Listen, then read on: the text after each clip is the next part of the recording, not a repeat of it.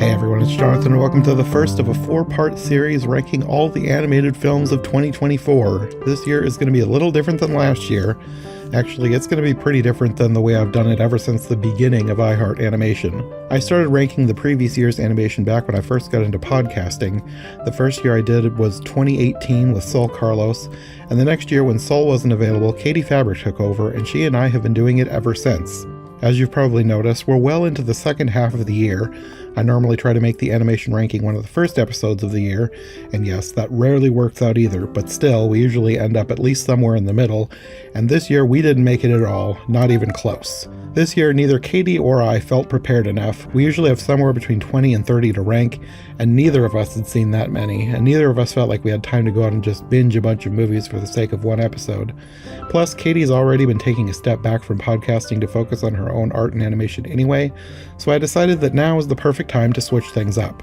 Katie will be joining me later to do a top 5 ranking, but I was also joined by 6 other people to give their favorites lists, and we're making a mini-series out of it. My original idea was to do one compilation episode and combine several conversations with several creators into one mega podcast, but at some point I decided to just leave each one as separate episodes and make a series out of it. Literally only one recording session out of 4 ended up under an hour, so unless I was liberal with the cuts, a single episode would have been way too long and way too much work. In today's episode, I'm joined by Mark Brown and Nicki from Trivial Theater. Each episode will be formatted a bit different, and for this conversation, we're just doing our top 3 favorite animated films of 2024. And then just because I felt like it, we also had a bunch of tangents afterwards, so I left them all in to fill out the episode. Next week, I'll be joined by Rachel Wagner and Stanford Clark for their top 3, and Katie will join me for our top 5 after that. And even though part of my impetus for changing the format was that I felt like I didn't have time to binge a bunch of movies, we actually ended up recording the series over the course of a couple months, so I was slowly catching up on several things, so my list does slowly change over the course of the series. Anyway, without further ado, here's our top 3 animated features of 2024 with Trivial Theater and Mark Brown. I can start with my third, and I'm kind of torn on how I want to do this because I have one that could potentially count and one that 100% counts. So I'll say that I have 2 tied for third currently, and the one that maybe could count is Hundreds of Beavers. That's good enough. That was an animated movie? It is like a hybrid. It has It has like CGI mixed with live action, but also puppetry. It's a bizarre movie. Like it's not a traditionally animated movie, but it's like I feel like I want to just put it in wherever I can talk about it. Like it deserves to be seen. It is a fantastic movie, Mark. If you can, it's on Tubi. It's a couple other places as well. Definitely worth a watch. Yeah, I've heard good things. Like I think Rachel from Rachel's review, she talked about it too and liked it a lot. I feel every time I watch it, I feel like my stomach hurts even more because I just laugh so much. It's so ridiculous. It's so weird, but hilarious. There's no way to describe the goofy, like the level of goofy in this movie. Like you literally have to see it, and every time you think that they're not going to go any further, they take it to a whole other level. Yeah, it's so weird, but it's so entertaining. Oh yeah. My third that does actually count as an animated movie, and it will probably be lower down on my list because there's at least one, if not 2 or 3, that I have not yet watched that I feel like I'm going to love more, but we'll see. But I have Transformers 1 as my technically third-ish, like tied with Hundreds of Beavers right now. Like, I've never been a huge Transformers fan. Like, I watched Beast Wars when I was a little kid, and like I played with my brother's Transformers toys. I never had any of my own. I saw them as like an interesting puzzle, but I figured them out once and then I'm done with it. So I was never like a huge Transformers fan. I don't know much about the lore, but I really liked Transformers 1. I thought it was... Well, they change the lore all the time with the movies, so... That doesn't surprise me. The lore that they put into Transformers 1 was very interesting, and I really enjoyed the backstory that they gave them. And having it be like set on an alien planet, that makes it even more interesting to me. It wasn't like set on Earth or something. So it was like a proper science fiction movie, and I really liked that. Yeah, I liked it too. I don't think I liked it as much as some people like really loved it. I think for me the hardest part was getting over the fact of like what's his name, Optimus Prime's backstory. Like, and I just can't picture him as in his young days as like a devil may care, Chris Hemsworth kind of a guy. I just thought he was like born regal. Well, the regal was in there. It was just buried. It's like when you're born with your adult teeth. It just Yeah, very takes true. a while for them to, come out. Fair enough, fair enough. So what about you guys? Sure, you can go next. So I think it technically released this year in wide release, but technically, according to IMDb, came out last year. It's my three is the day the Earth blew up, a Oh, Looney Tunes movie. that was really good. Oh my God. It's been there hasn't been a lot of new Looney Tunes representation in the past, 20 odd years. Yeah, Space Jam was okay. Back in Action I thought was fantastic. The second Space Jam movie I could take or leave. Most of the time I would leave it. But this was just so pure and a return to form for what Looney Tunes is. The level of goofy. Yeah, like I was transported back to being a kid. Yeah. Like you could tell the people that were behind this, they cared. They put in the work to really do it well. The voice actors were fantastic. The level of just like it paid homage to all of those great B movies of the 50s and 60s, but it didn't pander. It did such an incredible job on all levels. This movie was firing on all cylinders, and I hate the fact that it hasn't gotten the love it deserves. From Warner Brothers, from everybody, but the studio that bought it called Ketchup, and Ketchup. like I will forever be grateful to them for doing that, because like they saved in a way that like Muppets deserves to be saved.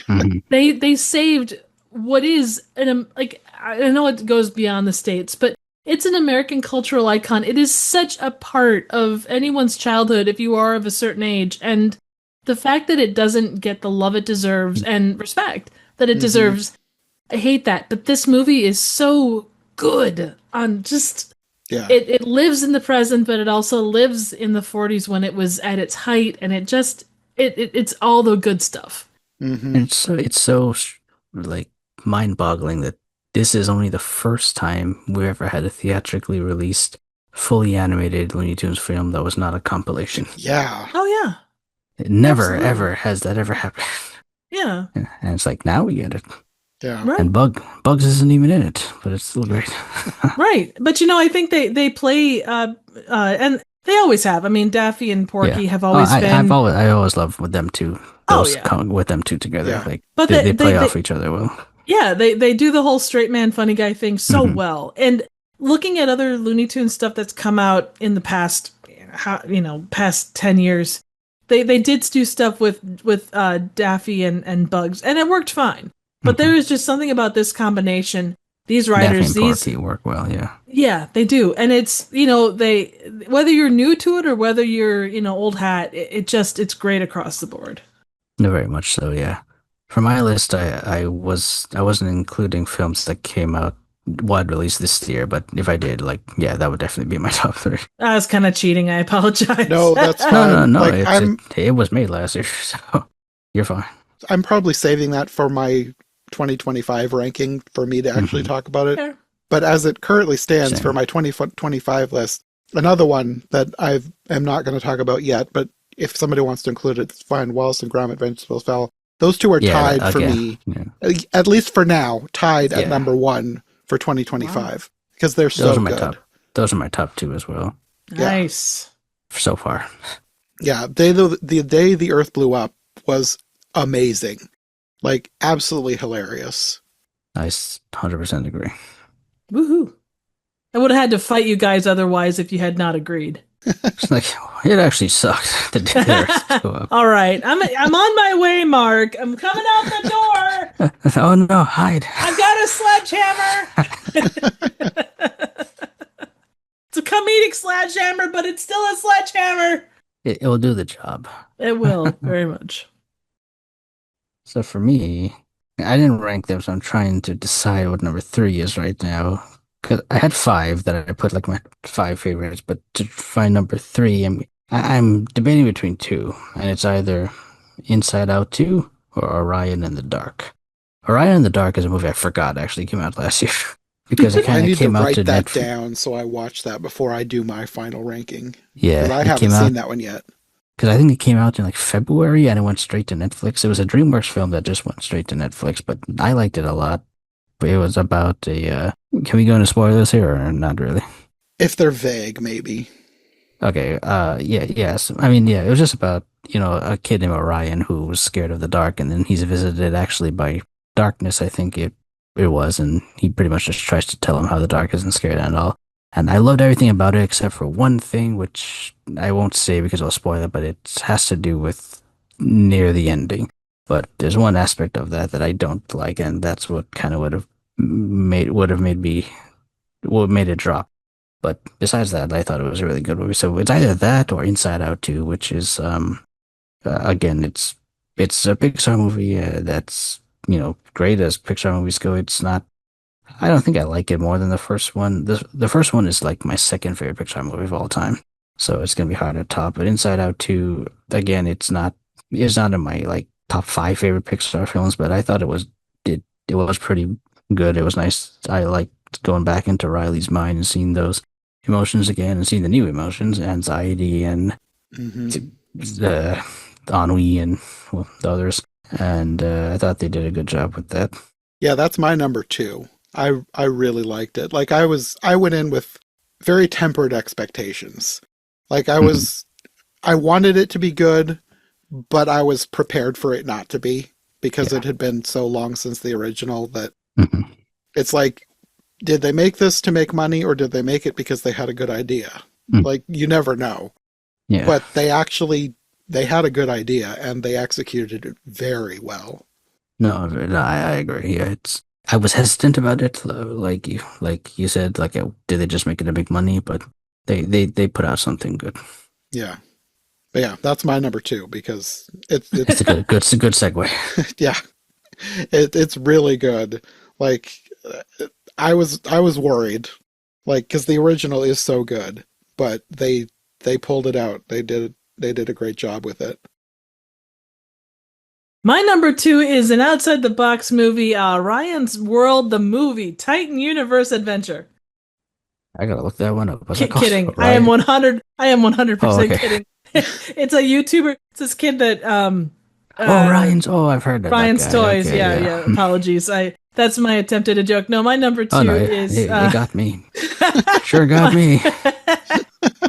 my number two is Wallace and Gromit, Vengeance Most Oh, okay, Foul. yeah. Mhm. Oh man, I and Jonathan and I and Sarah and Dan from TYTD Reviews talked through all of the Wallace or a good chunk of the Wallace and Gromit library, and this was one of the last. Was it the last? No, yeah, it was one of the last Yeah. things we discussed, Yeah. and I went back and watched it, and it holds up. So, and I've guarded it's not been years, just months, but there's so much to take in. It's one of those movies where every time you watch it, you're going to see more stuff.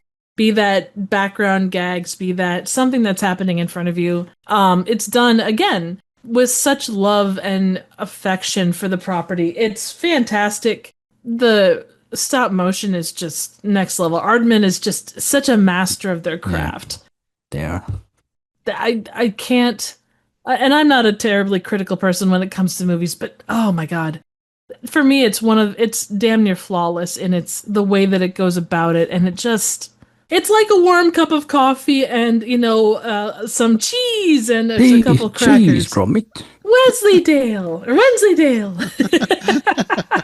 It took its time. I'm Nobby. Being away, it took all of those things, and they took the time away, and they took the notes, and they really employed every single one of those notes to create such a love letter to what the property is. And I mean, new voice artists for Wallace, and Mhm. he was fantastic. I know You that couldn't people tell, are really. Yeah. yeah. Well, it depends on who you talk to. Okay. But True. no, fantastic, and just God, I love Wallace and Gromit so much, and yeah, it makes you just want to go over there and walk around and just be like looking for the nearest Wensleydale, and try to check or try to find the zoo, and give Feathers a piece of your mind. Yeah, no, I love that one a lot too. And again, for the same reason, I didn't put it on my list because I'll keep it for 2025. I think I like Curse of the Were-Rabbit better, but I still like this one a lot. And I haven't seen the three Walls of Gromit shorts, so I wasn't actually familiar with Feathers McGraw as a character. Really? Yeah, surprisingly Definitely enough, I've worth. never Need seen to those fix shorts. that, Yeah, definitely. I've Definitely seen watched. Yeah, seen the I movie, agree. but yeah. Yeah. I mean, technically there's four, but depending on who Oh, you okay. ask, you could skip the fourth one. I would agree with that sentiment. Like if you're looking for a nice homage to old Hollywood, it's an okay one to look at, but yeah, hmm overall it's not a required viewing. It's not required reading for the Yes, test. exactly. I see. Well, that and there's a not a major character, but a character that's a good part of a good chunk of it, and they're kind of brought on board at the end, but then they never show up again. Ah, one of those. Yeah. They're living on a farm up north. Ah, I see. Hopefully literally and not metaphorically. Yes, very much. They didn't buy the farm, did they? We're hoping not. So my top two are going to be very controversial because most people aren't going to like this. I know Jonathan will be surprised, especially. So let's go my number two, which is That Christmas. Yeah, I know Jonathan's. Yeah. Yeah, your jaw is just dropped. But yeah, this. I mean, I I am not remember you familiar. liked that one, but it was not a favorite for me. Yeah, I liked it a lot. It was, for those who don't know, it's from Locksmith Animation, which is a relatively new animation company in England, and they made a film called oh god, I can't remember the name. What was the first movie they did with the robots? Gosh, Ron's Gone Ron's Wrong. Gone Wrong. And I Oh, nice. absolutely loved that movie when it came out. And I became like a Locksmith Animation, like diehard. Like I was supporting them whenever. So when they announced the second movie that Christmas, I'm like, okay, I'm on board. I want to see what this movie and what it's about. And when I saw it, I loved it as well. Like not as much as Ron's Gone Wrong, but I still liked it a lot. A lot of people didn't, but it was basically about the Christmas time in like somewhere north in England, and there's like a bunch of different characters you follow, and there's different stories going on with each of them, and sometimes they intertwine. But I loved all the characters, and I loved their interactions with each other, and I loved the voice acting, and there were even scenes that were like touching and whatnot, and I liked it a lot. And Santa Claus is a character, but I mean, he's barely in the movie. But I really liked it a lot. It was like just my British humor, my British actors, my everything I wanted in this type of a film. But I know most people didn't take to it like I did. Like so, Jonathan and I did a brief mini podcast about that, if I remember correctly. But yeah. So I liked it a lot, and that's my number two. Nice. So for me, Locksmith Animation is 2 for 2. So I'm still on board as a fanboy. Well, that's excellent. Thanks. Yeah, I'm not off board. Like I didn't really like it, but I'm still. You're just not funding the next film. I'll definitely see it. I'm hoping that I will like the next movie that they make better.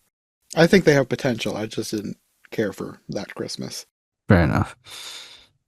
Well, my number one, it could change because I have not yet seen Flow. I'm expecting Flow probably to be my favorite. I don't know if it will be. I pre-ordered it. I thought I would have received it a long time ago. I don't think it's been released yet, I guess. But I thought it was coming out a while ago, and nothing has hit my mailbox yet. So we'll see what happens when Flow gets here. But until then, my number one is The Wild Robot. Nah. I love The Wild Robot. Like, I tend to like sympathetic robot movies anyway, but this one was just, it's so good. It's like, it was beautiful. Not just like emotionally, but like artistically beautiful. It was like they managed to pull off something with this movie that made it feel like a painting, even though it's 3D animation. Like, I don't know what they did, but it felt like a painting. It has a stylized look, yeah. Yeah. It was just so good. Just beautiful. And the characters were great. Like, I loved Roz.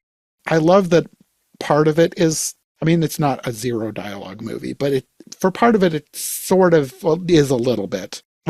I like movies with minimal dialogue. It doesn't need to be fully no dialogue. Oh, And you'll like, love Flow. Oh yeah, no doubt. that's one of the reasons I'm really looking forward to it, because it might give me the one thing that I wanted out of this was a no dialogue movie, and it's fine that I didn't get it because what we got was amazing. But I am looking forward to that aspect of Flow.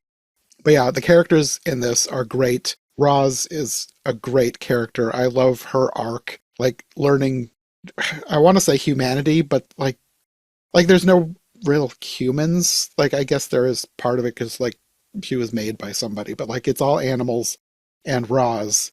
But just her learning to be a mother. Like it's such an interesting twist on like a robot story. It's such a great movie. Like if you have not seen The Wild Robot, it's at the moment it is my highest recommendation of last year. Like it's probably almost tied for like my favorite movie. Like I have three movies that are kind of tied as my favorite movie of 2024, all for completely different reasons. I also have Wicked and Thelma. Nice. Wicked's good. That's probably my number one. I finally saw it. Yeah, it's so good. But it's completely different than The Wild Robot. And Thelma is a completely different movie than either of those. Thelma's the one with June Squibb, right? Yes. Yeah, I Oh, saw I that love too. her so That was much. good, yeah. She's so great. Like this is why I have such a hard time ranking things. It's like almost impossible for me to compare Thelma, Wicked, and The Wild Robot because they're so completely different. I don't want to rank them. They're like right now they're like tied as my number one movie of last year. Like if somebody forced me at gunpoint to pick one, I guess I would pick Thelma because I could rewatch Thelma anytime. But I could also rewatch Wicked anytime, and I could rewatch The Wild Robot anytime. So I don't know. I love them all. Just shoot me now. But yeah, as of right now, The Wild Robot is my favorite animated film of last year. We'll see if Flow dethrones it. I am coming into this not having seen Wild Robot. It's on my list, but my list is pages upon pages long, so you guys have certainly moved it up my list. My number one, and I'm kind of with you guys. Flow is just next level. It takes a lot for me to cry in movies. I'm not for as emotional of a person as I am, I'm not one that really tears up. And this thing had me bawling. And for a story that is, like I said, there's no audio, but it's not like there's not sound, for all of these, rendered graphics, of a capybara, a cat, and all that stuff. You go on this adventure and you're rooting for them, and a movie that can make you do that is not a real common thing where you're really truly invested in the story. And it hit me on a different level. The other thing too is with what I do for a living, like you work within animation software and stuff, and everything that they used for this was either open source or free. And the fact that they created this gorgeous piece from all these things goes to show that it's the person behind the computer, not the technology itself. Like in an era of AI and all of that, the level of just, you hit two keys and create some generic thing. This was just such a just breath of fresh air. I can't say enough how much this movie affected me, and I love it. It's incredible on every level, and it keeps you hanging on until the end. Everything that happens, like they pay off everything. You get moments of, oh no, this is happening, and then all of a sudden there's a ray of hope for whatever the thing was, and I don't know. It is next level, and we need not everything should be this kind of animation. Because you do have to have that, the fun. You have to have the popcorn movies. Mm-hmm. But I'm grateful that things like The Wild Robot, from what I've heard, and Flow exist because you need that level of animation. And it's rare. It is.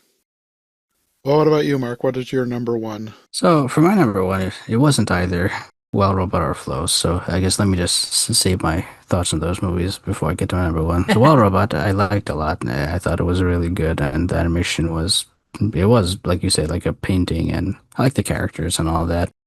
I don't think I fell in love with the movie as much as everyone else did, which is kind of why it's not in my top three. Again, I liked it a lot, and I would watch it again, but I just, I don't know what exactly prevented me from loving it like super duper all the way. Maybe it has something to do with how quickly the duck or the goose or whatever she was taking care of quickly got into flying and then kind of left. I feel they kind of that was like a quick transition, and I think maybe it was pacing. I think that was probably the issues I had with it. But I still liked it a lot. So that's about Wild Robot. Flow. I'm gonna get a lot of hate for this one, but Flow. I'm sorry, I couldn't get into Flow, but it's a me problem. No, it's okay. I can't watch animals just do stuff without dialogue. That's the biggest issue for me. Watching 90 minutes of animals doing things and no one's talking, I get bored very, very easily. Even if the animation looks gorgeous and all that, but yeah, for me, I can't. I just You remembered can't. you don't like Fantasia either, and I love Fantasia. So, yeah. Yeah, yeah. That's And like one of the main reasons I'm looking forward to Flow is the thing that you don't like about it. yeah, exactly. So that's why I said you'll love it. Yeah. Yeah, and there's no So, there's no worries with that. I mean, everybody yeah. likes something different, and yeah, there's no problem with that.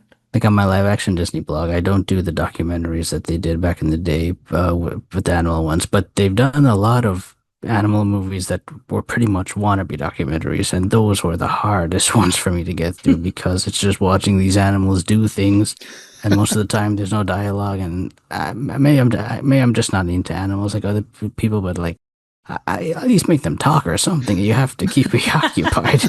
But They so talk, that's just not in ways that you can understand. that's true. English, I meant. Yeah. Exactly fair.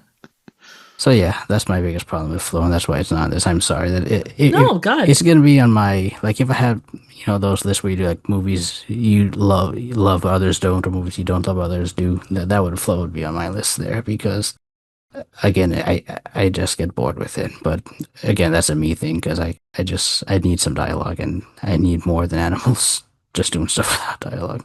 Yeah. So there's absolutely nothing wrong with that. I mean, and I Yeah. know people get weird about that kind of stuff, but you like what you like. And I mean, like, there's a lot of stuff that, you know, yeah, everybody's got their Mhm. thing, and that is your right, of course. You're right. I have. But it I'll is. speak It my right is. about it. Yes. But I mean it because a lot of people, you know, they're so. This is the one. This has to be the right thing. That Yeah, you yeah. can't like that. That Mhm. it's such a silly way to look at the world. Yeah. So. That is my personal opinion on the subject, but you know. Well, you're wrong. No, okay, I'm kidding. That's right. No, fair enough. That's like Makes the sense. one thing that I really dislike about like talking about movies online is everything is black and white to some people, and they will let you know how wrong you are for your own opinion. Hmm. And that kind of drives me crazy. That's why I hardly ever get on social media other than YouTube. You have an opinion about a movie? How dare you? What? What is this? Well, where it becomes your entire personality, like, you know, Yeah. standing whatever movie. Hmm. It's life is too short. It really is. Yeah. Mhm. And you know, by selling someone that everyone, like the reason you like a movie or don't like a movie, if something holds true for you and it hits you where you live, there are reasons that it does that. And who is anybody else to comment on your experience with that movie specifically? Hmm. Very true. But then in the other way, you know, they have a right to enjoy what they enjoy too. So, you know, it's all relative. Yeah. Anyway, that was my thoughts on Wild Robot and Flow. I just thought I should mention. Hooray! Anyway, get into my number one. There's another one that will cause ruffled feathers because there's another mixed review kind of a movie like that Christmas, and this was Lord of the Rings: The War of the Rohirrim. Oh, I- I need to put that on my list too. I still haven't seen that either. For those who don't know, it's an anime style animated film based in the Lord of the Rings universe. It takes place, I don't know, like 1,000 years before the rings come about or something like that. I don't know all the Lord of the Rings lore, but this was everything I wanted from an anime Lord of the Rings kind of film. I loved all the character. I loved the animation. It was beautiful, hand drawn, and had an anime style. It was very gorgeous looking, and I love the characters and the relationships with each other. And there's a lot of war in the movie, but I mean, it's what I expected. It's called the War of the Rohirrim, Room, so I was expecting a lot of war to going on, and it kept me interested. It kept me entertained. It kept me wondering, what's going on. There's a villain in this movie who's like, he's just really bad, and the main character is the woman Hera, and like she's a wonderful character too, and it's just I just adored what I saw in this movie, and overall I loved the voice acting as well, and I think it's a very underrated film and that should have been seen more. But I know a lot of people had different mixed reviews about this one, but for me that was the one I enjoyed the most. I'm not even sure that one came to my theater, so I never got a chance to see it. I need to make a point to get to that one before I do my final list. Sadly, it was a flop. It only made 20 million on a budget of 30 million, but Wow.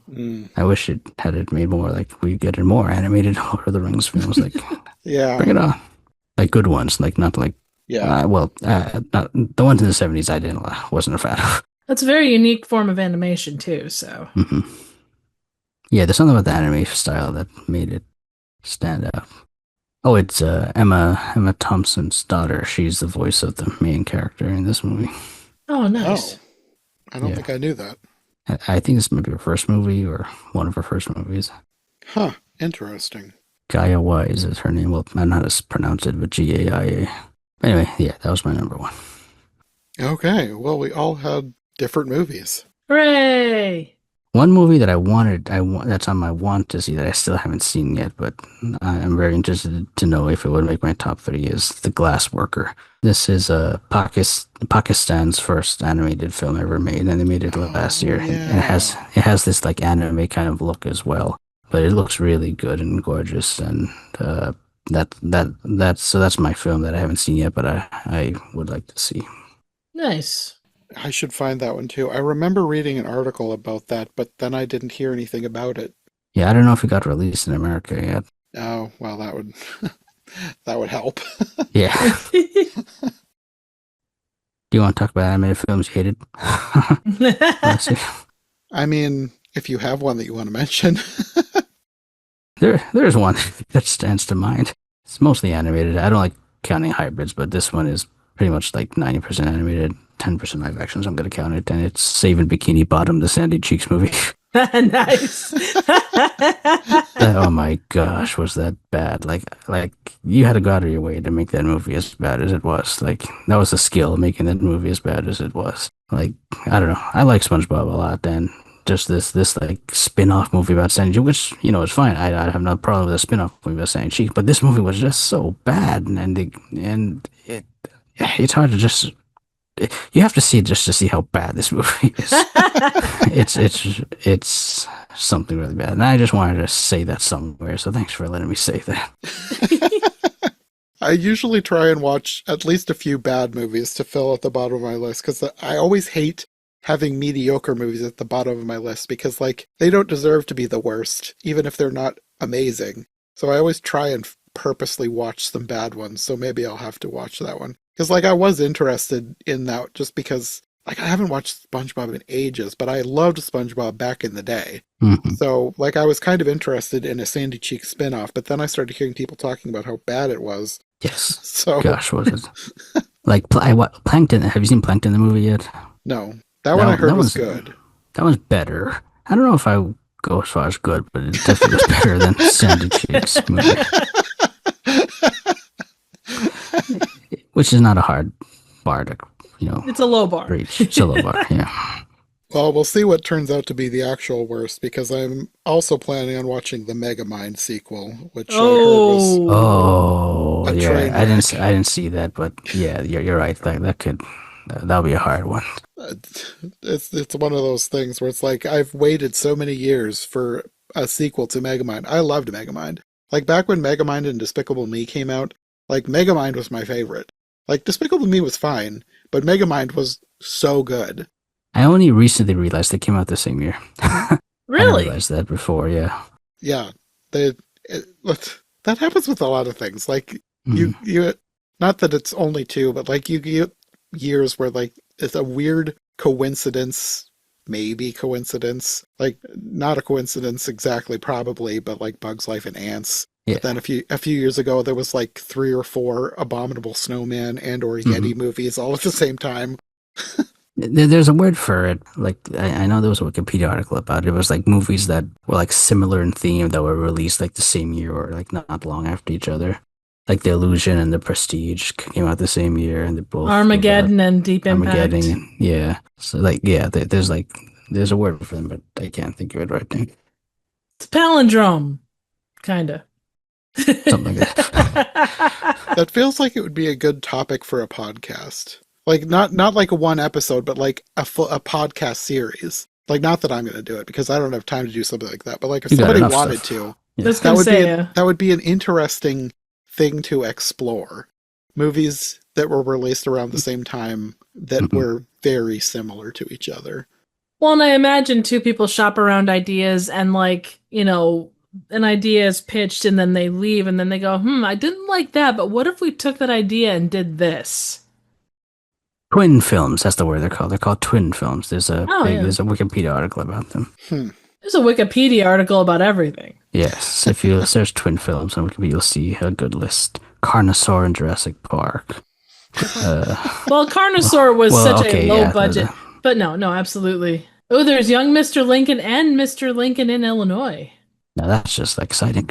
Oh, or like I remember Titanic and Titanic, the TV miniseries that came out the same year or whatever, or the year before.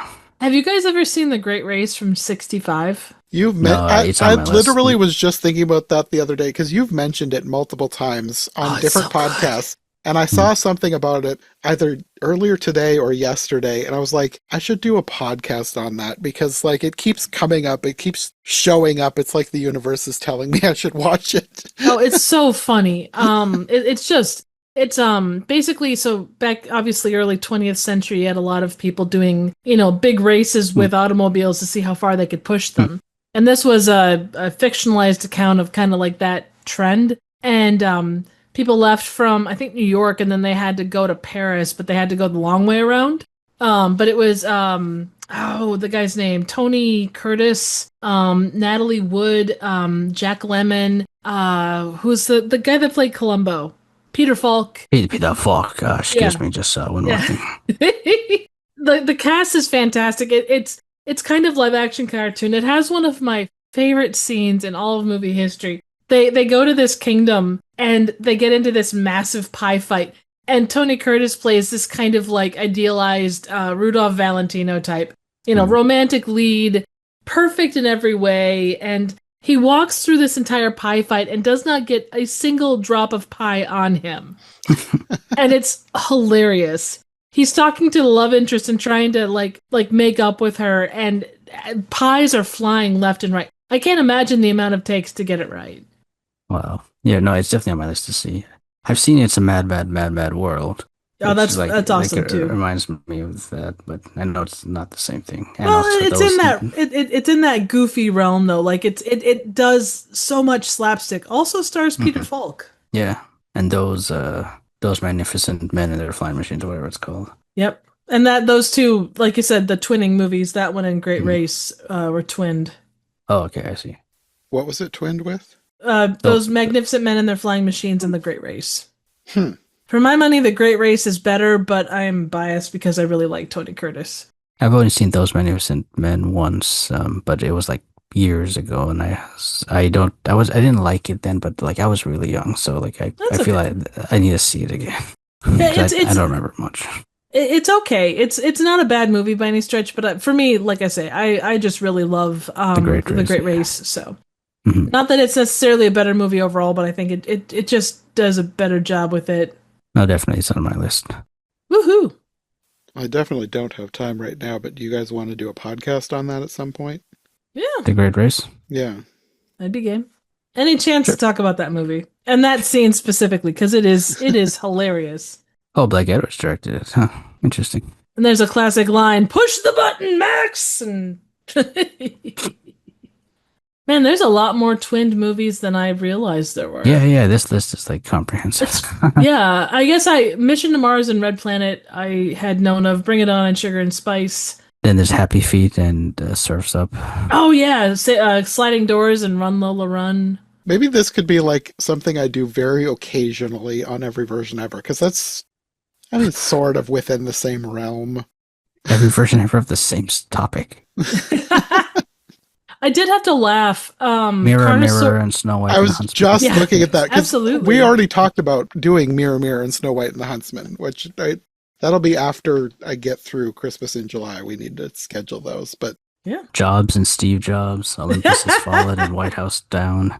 Yeah, I did have to laugh. So Carnosaur is I don't know if you guys know who Roger Corman is. Yes. Okay, he so he like, did the Little Shop of Horrors that we did. yep, The original that he one, did. yeah.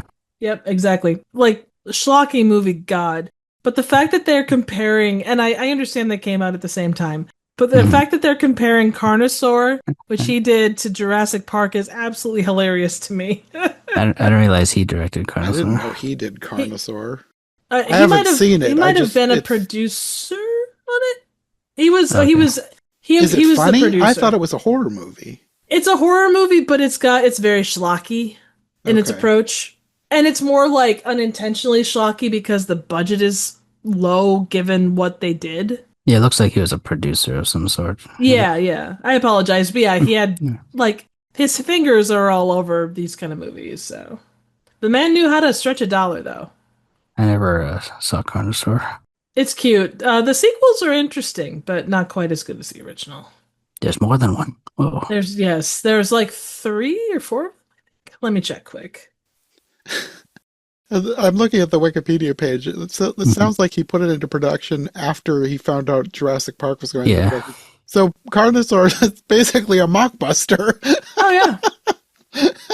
But the thing is, look at all of the, and I know we've talked about it in the past, but all of the they find out that Disney is releasing something, on Beauty and the Yeah. Beast or Brave or whatever, and they rush their own things into production, Very true. Let's see. Disney Jungle Book and then Andy Serkis' Jungle Book. Yeah. Looks like there are 3 Carnosaur movies and 2 spin-offs. Oh, nice. Classy.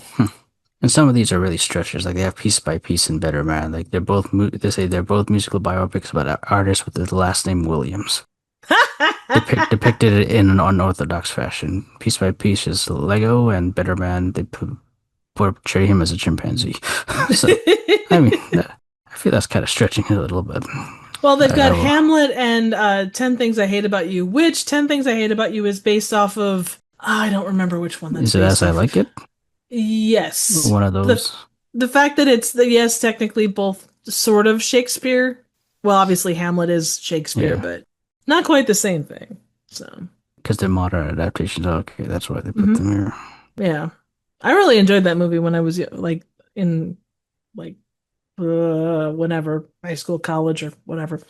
I haven't seen Um, that Hamlet. Oh no, the 10 Things I 10 Hate Things. About You. I Yeah. also haven't seen that. If you know anything about Heath Ledger, that was my first exposure to Heath Ledger, and I was a lover ever since. So Nice. yeah. You recognized greatness Yeah. when you saw it. Oh yeah. Well, the fact that he had dark hair, and all of a sudden, like I saw, what is it called? Knight something or another. He played a knight, but it was like modern Knight's sports Tale. type. Knight's Knight. Tale. Yeah, Knight's Tale, and he was blonde. It's like, wait a second, why is he blonde? He looked better as a brunette. Go back. Go back. What have you done? You've massacred my boy. Murdered my Heath. Damn it. No. The producer gets a nasty letter in the mail from Yeah, you. exactly. Dear sir, how dare you? How like, who- dare you? It's like, who is this? Why is she complaining I put her favorite actor in this movie? How could you mar such a classic beauty with your ignorance? Turns to the secretary. Wait, what does ignorance mean? I am not emotional. As she puts in exclamation points at the end. Change it back right now. I don't care what it takes. You have 3 days. It's like, it's been 5 years and she still won't stop writing. Every day. Oh, Gordy and Babe. Oh yeah, that's another one. I never saw Gordy. Oh yeah, I didn't either. I remember seeing trailers for Gordy, but I never saw it. I watched Babe several times as a kid. Was 1492 Sorry, go ahead. Oh no, I was just gonna ask, was Gordy the one that he had like the hair? Like he had like a weird toupee thing? Or was that Babe? I don't think Babe had a How you toupee. don't know? Maybe Well, not a Gordy. toupee, but he had like, hang on. He didn't have any hair in Babe, from what I remember. I thought there was one where they had like a weird little tuft of hair, and I always thought that was weird. Maybe I'm crazy. Quite possibly. I feel like I know what you're talking about, but I don't know if it's these or not. Yeah, it's Babe. Oh, okay. Hang on, let me it looks like something exploded on his head. Like a bad Trump come over.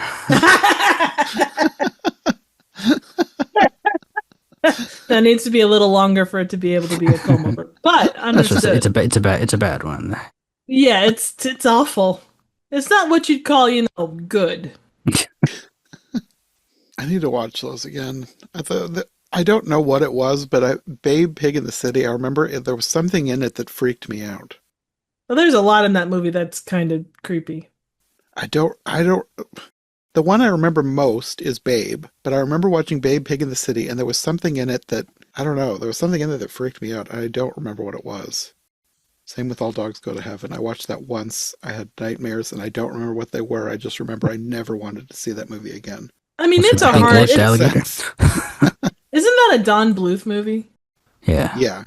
I was gonna say, Don Bluth movies, there's that scene from An American Tail where the giant mouse of Minsk like breaks out of the thing. Terrified me. I saw it in theaters and I screamed as a child. Like it terrified me. I didn't grow up with Don Bluth films like when I was a kid, so I didn't watch most of them until like later on in life.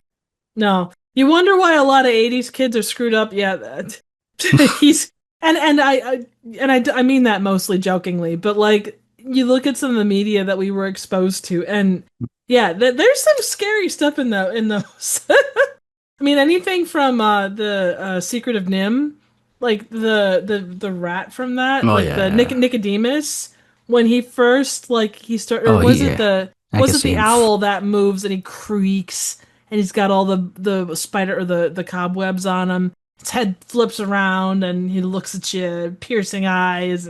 And both of them were creepy. Oh, yeah. I don't think I saw that one until I was either an older kid or early teens, and it was after I had already read the book. So when I watched the movie, I hated the movie because they changed so much from the book. This isn't accurate. And I haven't watched it since, but that's one that's on my list to eventually do. Because I heard they were going to do a remake. So once that happened, I was planning on doing... I feel that's been planned for a long time, but I feel it's kind of stuck. But it's one that you remake that though, by following the book. The Secret of Nim did not follow the book. That's why I hated it as a kid. This is where Jonathan goes, "Dear sir, how dare you?" No, I was so upset. They changed so much of the book, and I loved the book as a kid. It was one of my favorites, and then the movie was almost nothing like it. So I want an actual adaptation of this movie, please. Yeah, so in 2009, they announced a remake of the movie by Neil Berger, but that didn't go anywhere. Then 2015, MGM reacquired the rights, and that's still kind of didn't go anywhere. And then the Russo brothers were attached as the producers of the remake as of 2019, and it still hasn't gone anywhere. Then a TV series based on the books has been in development in 2021, and I'm wondering if that's gone anywhere. So, yeah, I don't know if we're getting anything new. Well, I'm not holding my breath, but... Did you guys hear they're making Animal Farm, George Orwell's Animal Farm? That's something that Mark and I have been talking about for years. Years. Because this is a movie that when he first announced it back in 2011 or 2015 or whenever, I was so excited about it because Animal Farm was my favorite classic work of literature. And I was always excited for this movie to finally be out. And then year after year, it just nothing, no news and nothing. It just kind of got stuck in development hell or just kept getting pushed back. So I am so excited that finally it's coming to life after 10 plus years of waiting for this. Well, God, the voice cast is stacked. It is, yes. I don't know how I feel about Seth Rogen as one of these characters, but Yeah, He has he's a voice that kinda would in work there. for a pig. I mean, he's already played a pig because he played Pumbaa in the live-action Lion King. I guess. Oh my I guess because gosh. I'm thinking I don't. Animal Is he playing a Kingdom. pig? I don't know. I don't No, know no, who he he's he playing. is. He's been one of the pigs, yeah. Okay. Yeah. And I think also Circus is kind of he's making it a little more child friendly, so it's a little more. It doesn't seem to be going as dark as how the book can get or the other two films were. Yeah, and Mhm. that's what got me. It was so surprising because some parent like it's like kids or your parents taking their kids to see Deadpool. It's like, oh, it's a kids movie, right? Superheroes. This kind of feels that same Did boat. they not see the R rating before that? No, they saw it, but oh, my kid can handle our ratings. I don't know what you're talking about. What's the worst that can happen? Yeah, exactly. No one's gonna get, blown to bits and grow back a weird, lower half of themselves. What? Come on, that's crazy. What is this? The movies? I know, right? I mean, yes, Ryan Reynolds came and said, hey, this is a hard R movie. Do not bring your kids, but my kids can handle it. He doesn't know my kids. Ugh. But yeah, so Jonathan and I we were planning to do the 3 Animal Farm movies once this one comes out. So Is it Fair. coming out this year or next? this Looks like year, 2025, yeah. It's already got 25 ratings, so someone's seen it. or they're doing like Snow White and just rating it before it comes out. Yeah, there you go. So besides Animal Farm, the only other movie that I've been waiting for longer, or not necessarily longer, but like with more like anticipation is the Tintin sequel. Oh, that'd be That's cool. just been announced, and everyone's just so busy. They they're not announced it doing like it's actually happening. No, I mean it's announced like in 2011. Oh, I was gonna say. ever I since was like, then. what? What did I miss? So ever since Nothing. then, I've just been waiting because the plan was Steven Spielberg directed the first movie, Peter Jackson would direct the second movie, and then they would both co-direct the third movie. So I'm still waiting for this Peter Jackson second movie, and I've been waiting since 2011. So that's the movie that once, if they ever get it out of development hell, or finally go somewhere with that and decide, yeah, we do want to do it, that'll be like my most anticipated movie ever in the history of films. Oh, that'd be way cool. Yeah, I'm a big Tintin fan, so. Well, it's fun. Like I didn't know a lot about Tintin until the Spielberg Movie. movie came along. Mhm. So yeah, I grew up reading all the books, and nice. Tintin and Asterix were like my top two comic. I don't know if they're called comic books or graphic novels, but I was very huge into those two franchises. Oh, that's cool. I still haven't ever seen anything with Asterix. They made Asterix a TV series actually this year. It's on Netflix called Asterix and the Big Fight. It's based on this book called Asterix and the Big Fight, where they kind of spread it out into 6 episodes instead of a one movie. But I liked it a lot. But again, I'm a huge Asterix fan, so I could see where they've taken from what other book and whatnot. I enjoyed it. Anyway, that's all I wanted to say. I'll get off my soapbox. No, that's okay. It's awesome, man. You're right. Keep No bringing back the issues at all. soapbox. Woohoo! Sorry that this went all the way from the Sandy Cheeks movie. That's how we got to this part. But my point is, I wanted to talk about my least favorite animated movie last year, and I did. You know what? So there we go. I don't blame you in the slightest. Like there's always that level of good or bad, I mean, and Jonathan and I have had the discussion over the various movies that we've watched and Yes. covered, and yeah, it's there, and obviously it's different for everyone, but there is a fine line between good and bad Bad. and good bad. Yeah. So Well, I suppose we could sign off because Yeah, at least it'll be easy for you to cut because it just goes from you could just cut everything after that Yeah. we talked about the Sandy Cheeks movie up until now. So yeah, that'll be easy cut. that is for sure. well, I haven't decided how I'm going to edit the episode, but I guess we could, if you guys want to let people know where they can find you. This will probably be like somewhere in the middle of the episode, but we could still do a sign off. Sure.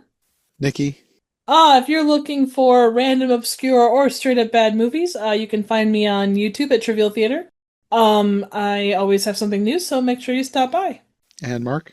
And you can check me on my blogs, The Animation Commendation at theanimationcommendation.com and My Live Action Disney Movie Project at myliveactiondisneymovieproject.com, where I haven't been updating them as much recently due to business at work, but, keep checking me there, and hopefully I'll get back to them soon. Thanks. Okay. Well, we'll see you soon for something else. Thanks for listening to iHeart Animation. If you enjoyed this episode, make sure to subscribe and follow my co-hosts as well. My link tree and all of our links will be in the description below. If you want more of my content, all my podcasts are available on YouTube as well as most podcast platforms. If you enjoyed this show, check out one of the other podcasts or check out my Patreon for bonus and extended episodes you won't find anywhere else. We'll be back soon with another brand new episode, so thanks for listening and we'll see you next time.